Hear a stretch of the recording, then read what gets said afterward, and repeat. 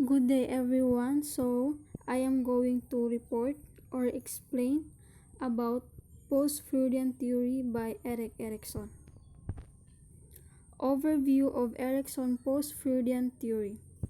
Erikson postulated 8 stages of psychosocial development through which people progress. Although he differed from Freud in his emphasis on the ego and on social influences, his theory is an extension, not a repudiation of Freudian psychoanalysis. So, ginamit ni Erikson ang theory ni Freud para makaprovide siya o para sa pag-support sa kanyang life cycle approach sa personality. Ang purpose ni Erikson sa theory ni Freud sa personality ay para i-extend ito instead na hindi niya suportahan ang theory ni Freud at sasabihin niyang mali ang theory ni Freud.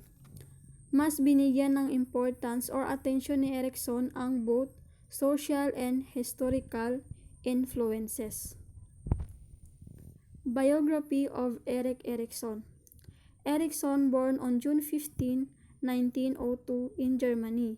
His name was Erik Salomonsen. His father a Danish Protestant and his mother a Danish Jew, separated before he was born. And he grew up in the home of his mother and German Jewish stepfather. After his mother married Theodor Homberger, Erik eventually took his stepfather's name. Begins traveling throughout Europe in 1919. In 1928, he studied child psychology with Anne Freud, who also psychoanalyzed him. In 1933, Erik Homberger moved to the United States, changed his name to Erikson, and took a position at the Harvard Medical School. He worked at the Austin Riggs Center in Massachusetts and conducted research at Harvard, Yale, and University of California. He died in 1994, a month short of his 92nd birthday. The ego in post-Freudian psychology. One of Erikson's chief contributions to personality theory was his emphasis on ego rather than id functions. According to Erikson, the ego is the center of personality and is responsible for a unified sense of self. It consists of 3 interrelated phases: the body ego, the ego ideal, and ego identity. Para kay Erikson, ang ego ay siya yung nagme-maintain ng identity ng isang tao at ang sense ng identity natin ay yun yung pagiging aware natin sa kakayahan natin, sa uniqueness natin at feelings natin and even sa imagination natin para sa future natin. So first is the body ego, refers to experiences with our body, a way of seeing our physical self as different for other people. For example, nakikita mo yung sarili mo o yung katawan mo na maayos, na mas maganda kaysa sa katawan ng ibang tao. The ego ideal represents the image we have of ourselves in comparison with an established ideal. It is responsible for our being satisfied to or dissatisfied not only with our physical self but with our entire personal identity.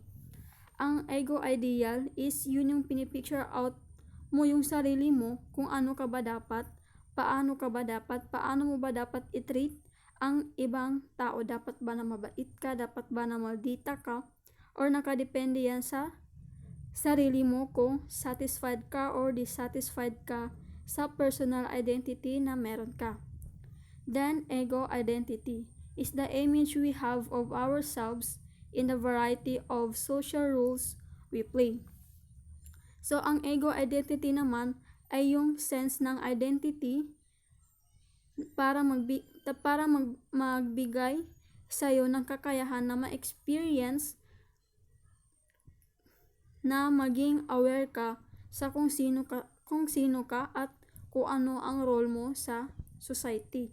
Kung baga kinikilala mo yung pagkatao mo at yung role mo sa isang society. Society's influence. The ego develops within a given society and is influenced by child-rearing practices and other cultural customs. All cultures and nations develop a pseudo-species or a fictional notion that they are superior to other cultures.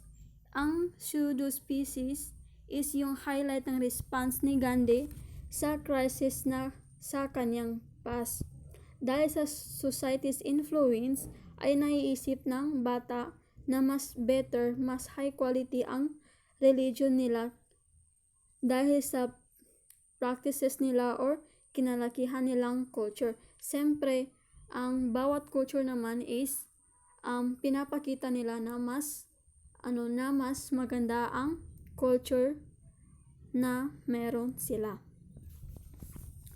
Epigenetic principle. The ego develops according to the epigenetic principles. That is, it grows according to a genetically established rate and in a fixed sequence. So, andito naman yung step by step na paglaki ng bata. Hindi pwede na ang mauna niyang ma-accomplish is yung paglalakad, pagtatakbo kaysa sa igalaw niya ang kanyang mga kamay or paa or kanyang buong katawan. Dapat ang first na ma-accomplish niya is yung paggalaw ng kamay niya, kung paano ba dapat yung paggalaw niya sa buong niyang katawan bago niya matutunan ang kung paano maglakad. Stages of psychosocial development.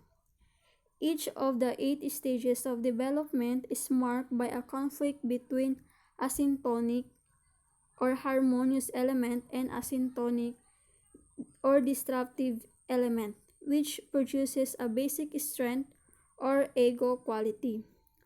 Also from adolescence on, each stage is characterized by an identity crisis or turning point, which may produce either adaptive or maladaptive. Halimbawa sa infancy, ang basic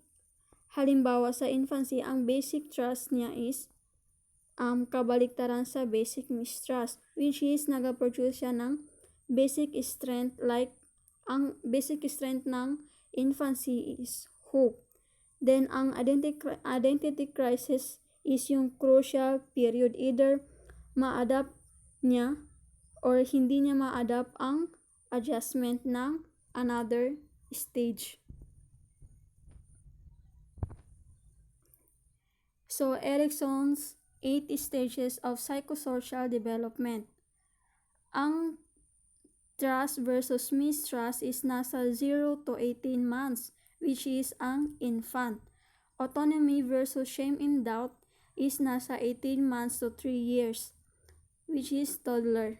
Initiative versus guilt is nasa 3 to 5 years old, ang pre-scholar. Industry versus inferiority, nasa 5 to 13 years old, nasa grade schooler. Identity versus role confusion is 13 to 21 years old, the teenager. Intimacy versus isolation, nasa 21 to 39 years old, young adult. Generativity versus stagnation, 14 to 65 years old, the middle-aged adult. Then, integrity versus despair, 65 years pataas, the older adult.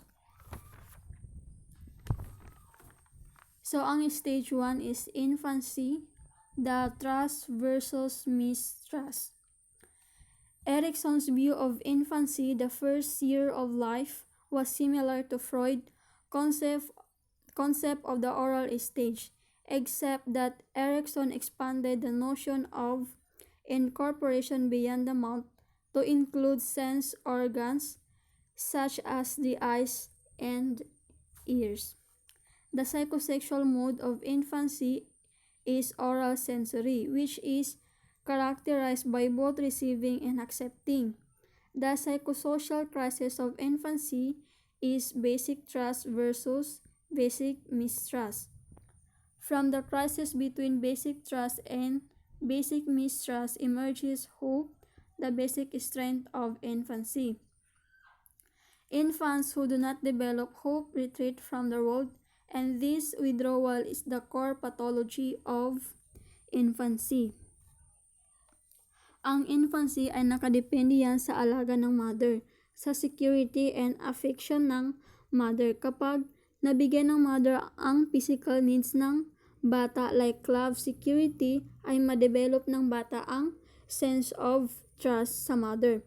At halimbawa naman kapag hindi mabigay ng mother yung needs ng bata or yung dapat niyang makuha or yung kailangan niya is ma-develop naman niya ang mistrust. Mawala yung trust ng bata sa mother niya.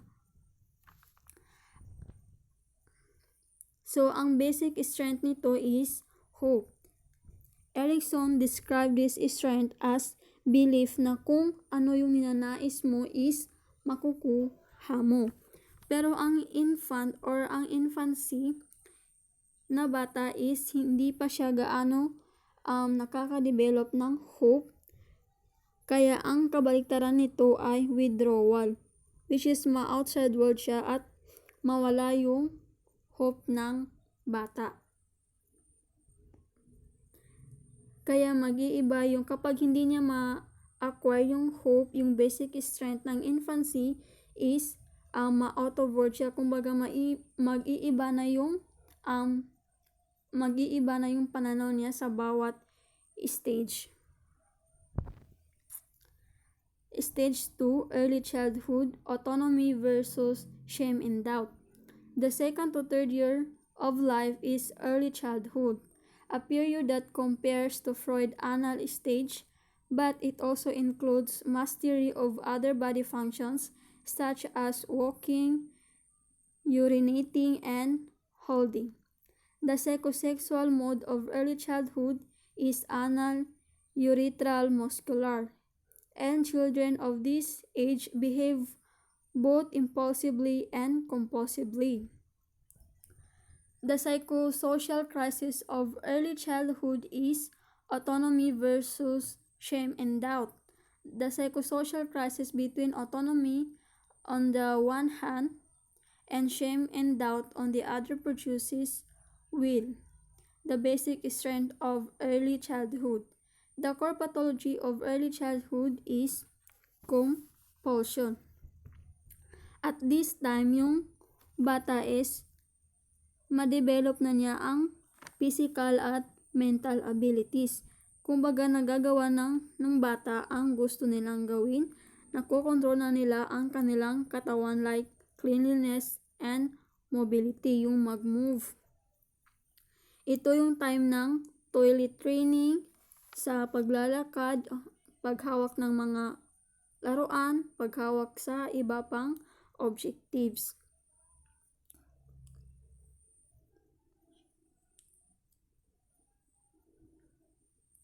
And ang shame is feeling of guilty dahil feeling nila may nagawa silang mali. Halimbawa, yung bata is tinuturuan ng mother niya kung ano ang dapat niyang gawin, and kapag sinabihan siya na mali yung ginawa niya is mafe-feel niya guilty siya kasi feeling niya mali yung ginawa niya. At magda-doubt naman siya, magiging hindi siya confident sa ginagawa niya dahil yun nga, kapag pinapakita ng mother na maling-mali siya is mafe-feel niyang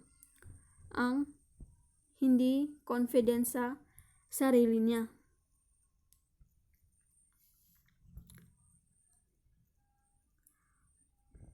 So, ang basic strength naman ng early childhood is will. Nagagawa nila yung mga gusto nilang gawin. Ang core pathology naman is compulsion, which is yung bata is pinipilit ng toilet training kahit ayaw niya.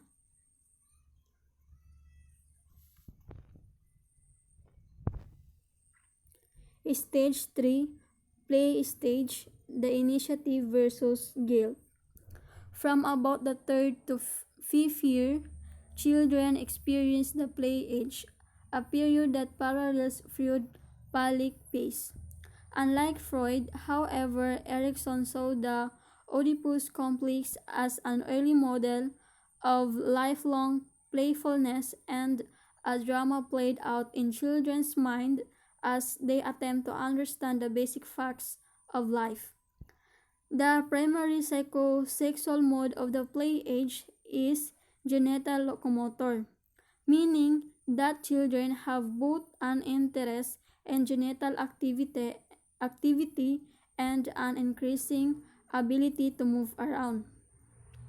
The psychosocial crisis of the play age is initiative versus guilt. The conflict between initiative and guilt helps children to act with purpose and to set goals. But if children have too little purpose, they develop inhibition, the core pathology of play age. At this stage is nagkakaroon na sila ng communication or contact sa ibang tao.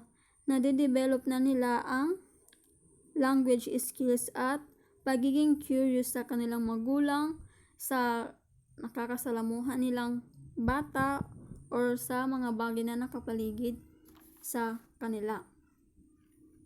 Ang purpose is yun naman yung kapag yung magulang is understanding at ginamotivate yung bata na makipag-socialize or sasali sa mga social activity, kaya madedevelop niya yung sense of purpose niya, malalaman niya kung ano yung purpose niya, ano yung mga nais niyang gawin. Then, inhibition is yun naman yung kapag hindi siya mamotivate ng parents na makihalubilo. Kaya mahihiya siyang makihalubilo at mahihiya siyang sabihin kung ano yung thoughts niya at kung ano yung emotion niya, gusto niyang gawin, gusto niyang mangyari. Stage 4, school age, industry versus inferiority. The period from about 6 to 12 or 13 years of age is called the school age, a time of psychosexual latency, but it also a time of psychosocial growth beyond the family. Because sexual development is latent during the school age, children can use their energies to learn the customs of their culture, including both formal and informal education. The psychosocial crisis of this age is industry versus inferiority. Children need to learn to work hard, but they also must develop some sense of inferiority. From the conflict of industry and inferiority emerges competence, the basic strength of school age. A lack of industry leads to inertia, the core pathology of this stage. So, at this stage is nadidevelop ng bata ang pagiging industry dahil natututunan nilang magkukumpleto kung ano yung dapat nilang gawin sa school. Halimbawa, nagagawa nilang matuto dahil tinuturuan sila sa school. Yung teacher ang nagiging importanteng tao sa kanila sa ganitong stage kasi yung teacher yung nagpo-provide ng learnings na mga bata. So, buong araw is andun sa school yung bata at yung teacher niya ang nakikita niya. Kapag hindi mabigay o ma-accomplish yung needs ng bata is ma-acquire niya ang sense of inferiority. Yung hindi sila matuto dahil hindi nabigay yung dapat nilang matutunan. Kumbaga, hindi siya nabigyan ng atensyon or hindi talaga siya natuturuan ng maayos. Kaya nagkakaroon ng inferiority. Ang basic strength is competence. Competence is confidence sa physical and cognitive abilities ng mga bata para ma-solve yung simple problem nila sa school age. Yung pangbata lang ng mga problema, so nasusolve nila yun. Yun yung basic strength nila. And ang core pathology naman is inertia. Walang energy sa mga activity, ayaw niyang makisali sa mga activities, wala siyang pakialam na makihalubilo sa mga activities sa school, ganun. Stage 5, adolescence, the identity versus identity confusion. Adolescence begins with puberty and is marked by a person's struggle to find ego identity. It is a time of psychosexual growth, but it is also a period of psychosocial latency. The psychosexual mode of adolescence is puberty or genital maturation.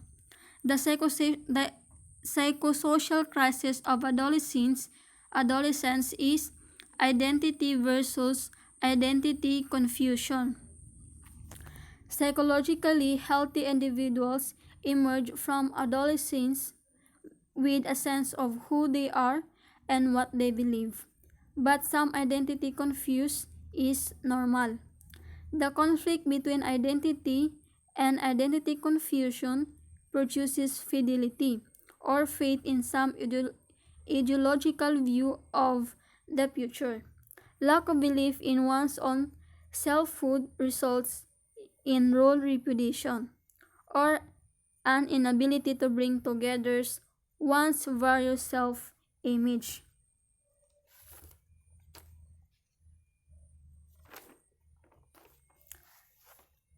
At dito na time is both men and women ay nagsisimulang magtanong kung sino ba talaga sila, kung ano ba talaga ang gusto nilang maging. Halimbawa, yung pinanganak na babae is gusto yung galawan ng lalaki, gusto yung style ng lalaki, at ganun din sa lalaki. Kumbaga, confused sila kung ano ba dapat ang identity na meron sila, kung ano ba talagang identity ang gusto nila. At ang basic strength naman is fidelity. Yung nagiging sincere ka, nagiging totoo ka, genuine, faithful, or loyal. Loyal ka sa friends mo, loyal ka sa partner mo, yung boyfriend and girlfriend.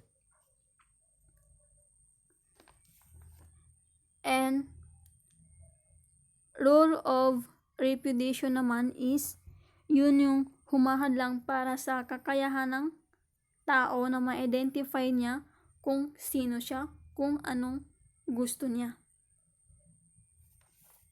Kumbaga, hindi niya ma-achieve or ma-acquire yung identity na gusto niyang maging.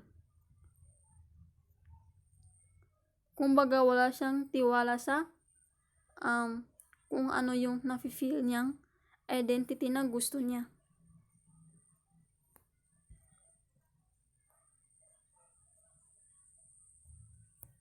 Stage 6. Young adulthood, the intimacy versus isolation.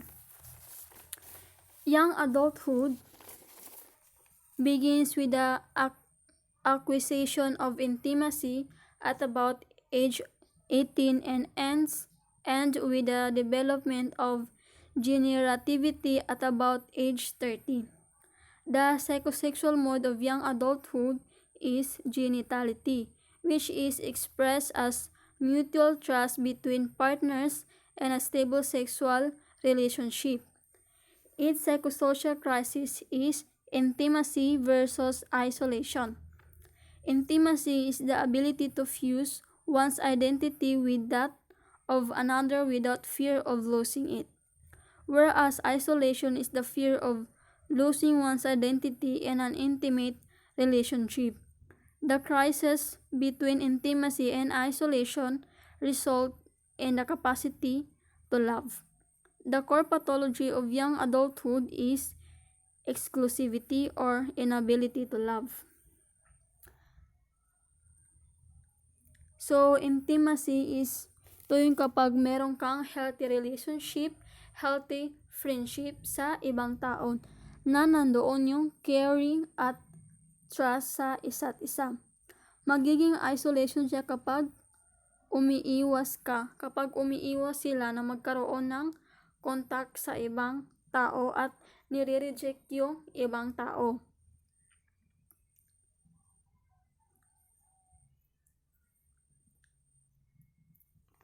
Then sa love, ito yung the crisis between intimacy and isolation result in the capacity to love. Nadidefine dito ang maturity. Mature love means cooperation, commitment, and friendship. Kumbaga, andun yung tiwala mo sa isang tao, naging open ka sa isang tao. Then, ang core pathology is exclusivity. Kailangan mo si intimacy para ma-develop mo ang strong sense of identity. Pero kapag ma-out of love ka is ma-develop mo ang yung hatefulness at feeling mo is mag-isa ka na feeling mo lagi kang walang kasama. Kasi nga nire-reject mo yung ibang tao o nawala yung love sa'yo. Bitter ka, ganyan. Yung pagiging bitter mo or out of love. Stage 7. Adulthood. Generativity versus stagnation. The period from about 31 to 60 years of age is adulthood, a time when people make significant contributions to society. The psychosexual mode of adulthood is procreativity, or the caring for one's children, the children of others, and the material products of one society. The psychosocial crisis of adulthood is generativity versus stagnation, and the successful resolution of this crisis result in care. Erikson saw care as taking care of persons and products that one has learned to care for. The core pathology of adulthood is rejectivity, or the rejection of certain individuals or groups that one is unwilling to take care of. Ito yung time na yung mga adulthood is nagki-care sa mga bata, nagki-care sa mga kabataan. Generativity defined as the generation of new things as well as new products and new ideas. Yung mga nasa adulthood is ginaguide nila yung mga kabataan sa next generation, like procreation of children, the production of work, and the creation of new things and new ideas para matulungan ang mga kabataan na ma-develop ang magandang kinabukasan. Then, care. Ito yung pagkakaroon ng concern sa ibang tao, pagtulong sa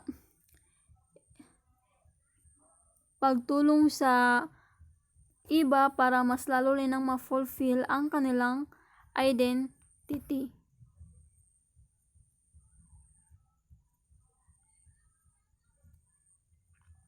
And core pathology naman is rejectivity. Ito yung mga taong makasarili at ayaw nilang tumulong sa ibang tao. Stage 8, old age, integrity versus despair.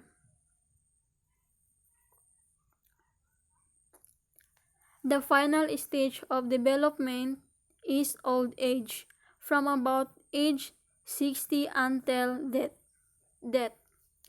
The psychosexual mode of old age is generalized sensuality, that is taking pleasure in a variety of sensations and an appreciation of the traditional lifestyle of people of the other gender.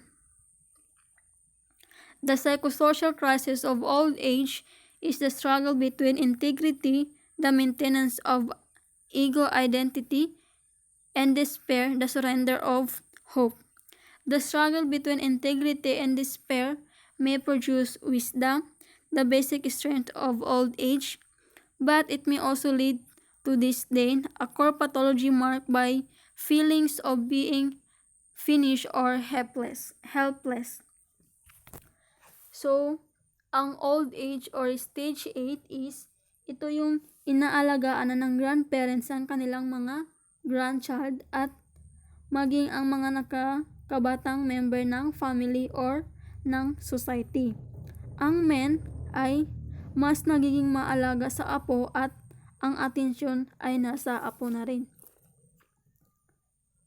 Sa stage na ito ay mas tanggap na nila na ang non-sexual relationship. Ang woman naman is mas nagiging interesado sila sa politics, sa finance, at world affairs.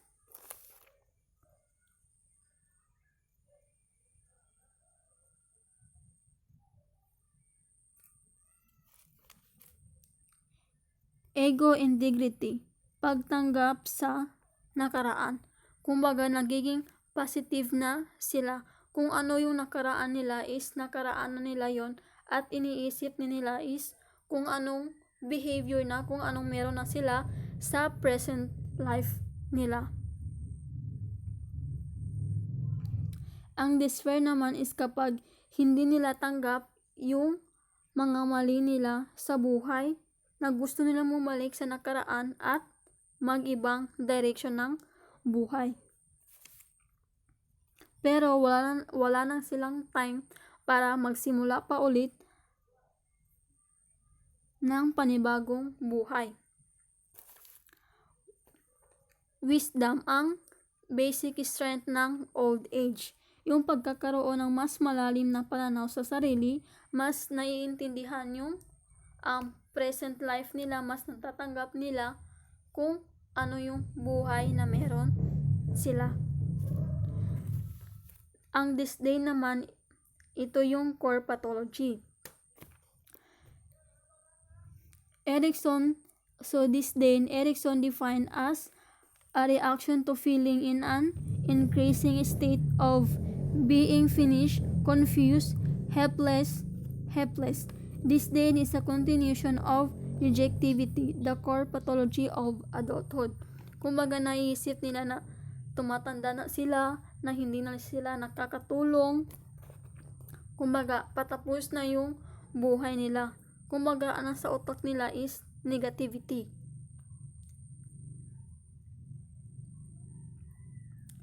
So makikita nyo dito is yung stage, psychosexual mode, psychosocial crisis, basic strength, core pathology, significant relationship. So ang stage is infancy. Ang psychosocial mood niya is sensory kinesthetic. Yan, na-explain ko na yun doon. Psychosocial crisis, basic trust versus basic mistrust. And ang basic strength nila is hope. Ang core pathology, withdrawal. Significant relationship is the mothering one. Ang early childhood naman is anal urethral locomotor, then autonomy versus shame and doubt, ang basic strength, will, core pathology, compulsion, significant relation is sa parents. Then ang play age, infantile genital locomotor, initiative versus guilt, ang basic strength is purpose, core pathology, inhibition, relation is sa family. Ang school age ang psychosexual mode is latency, psychosocial crisis is industry versus inferiority. Ang basic strength is competence, core pathology, inertia, relation is neighborhood, school. Ang adolescence, puberty, identity versus identity crisis, basic strength, fidelity, core pathology, role repetition, relation is a peer group. Young adulthood is genitality, intimacy versus isolation, basic strength, love, core pathology, exclusivity, significant relation, sexual partners or friends, then adulthood, procreativity, generativity versus stagnation, basic strength is care, core pathology, rejectivity, relation is divided labor and shared household.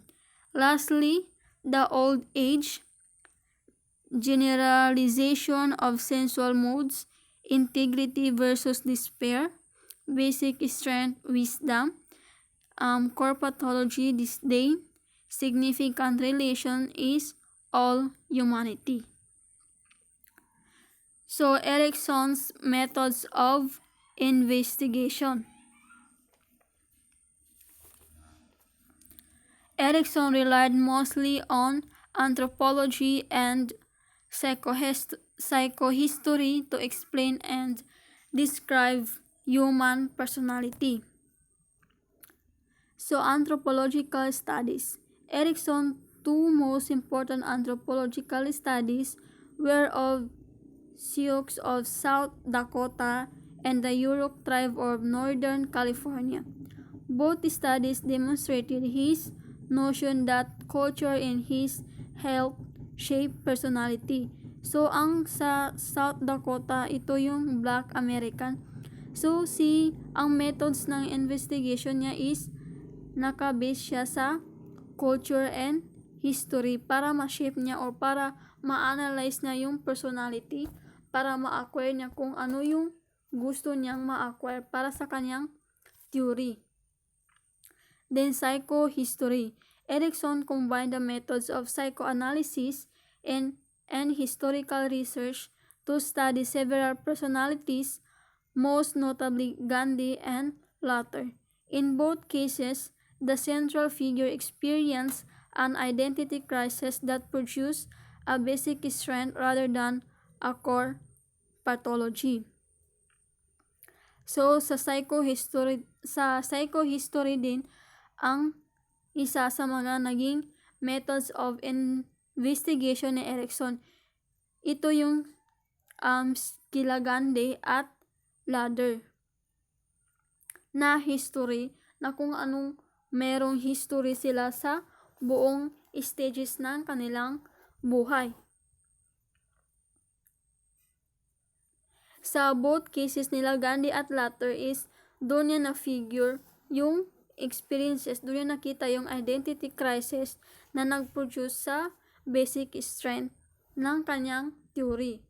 Doon yung napag-aralan niya, na-analyze niya doon sa history nila Gandhi at Luther na ginamit niya sa kanyang theory. Related research. Erikson theory has generated a moderately large body of research, much of it investigating the concept of identity and generativity. In this section, the authors focus on generativity and parenting. Number 2 is generativity versus stagnation. So number one, generativity and parenting. Dan McAdams and colleagues have developed the Loyola generativity scale to measure generativity and to conduct research on this concept. Researchers have used the LGS to investigate the impact of parental generativity on the development of children. Bell Peterson 2006 tested his prediction that parents with high generativity should produce happy, well-adjusted offspring. His results were supportive of the general notion that having a sense of generativity is important to effective parenting. Not only did children of highly generative parents have more self-confidence, a stronger sense of freedom, and more general happiness with life, they also had a stronger future time orientation. Peterson 2006. Number 2, generativity versus stagnation. Erikson generally considered stagnation and generativity to be opposite ends of the same continuum, so that an individual who is high on generativity tends to be low on stagnation and vice versa. But recently, researchers have been exploring stagnation and generativity as somewhat independent constructs. Van Hill and colleagues, again using the LGS, found that generativity and stagnation can operate separately in adults. In addition, they found that when measured separately, stagnation is related to problems in emotion regulation, while generativity is not. Moreover, they discovered that some people measure high on both generativity and stagnation, and that such a personality profile is not mentally or emotionally healthy, as it includes difficulties both with emotional regulation and with intimacy. In that this research preserves Erikson's two construct of generativity and stagnation. It is not a big departure from Erikson. However, it does how that these two constructs can and sometimes do from independently in adult development. So, critique of Erikson. Although Erikson worked in a logical extension of Freud's psychoanalysis, it offers a new way of looking of human development. As a useful theory, it rates high on its ability to generate research, about average on its ability to be falsified, to organize knowledge, and to guide the practitioner. It rates high on internal consistency and about average on parsimony. Parsimony. So sa so ang critic ni Erikson is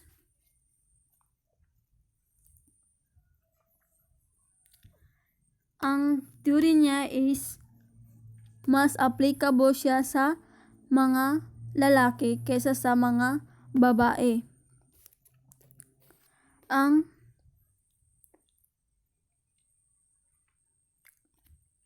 mas nabigyan niya ng atensyon ang sa infancy, sa childhood, than sa adult life.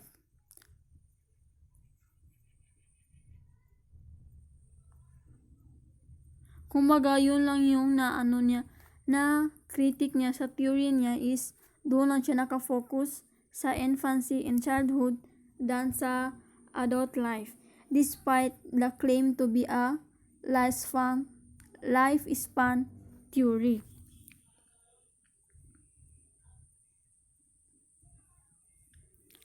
Concept of humanity.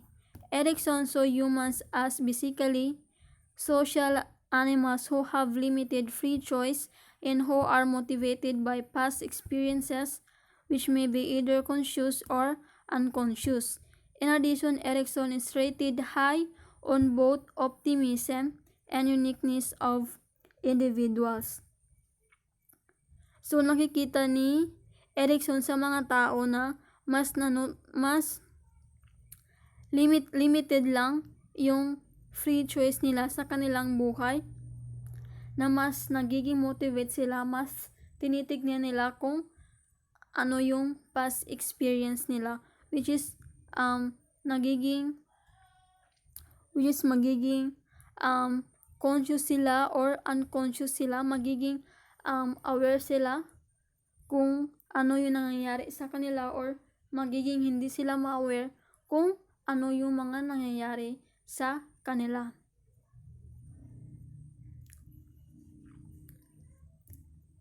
Then, additional is si Erikson is mataas din ang niya sa optimism and uniqueness ng bawat isa.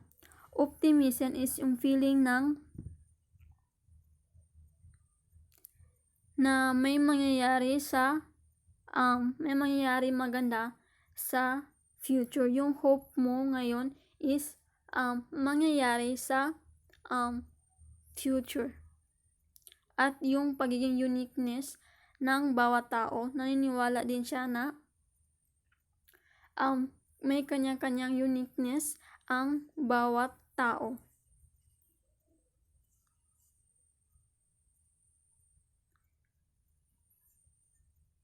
Kumbaga, hindi sila pareho na kung anong meron. Ang isa is hindi mangyayari na magkaroon din yung isa ng ganon sa isang tao. Kumbaga, uniqueness, sariling uniqueness, kaibahan mo sa ibang tao.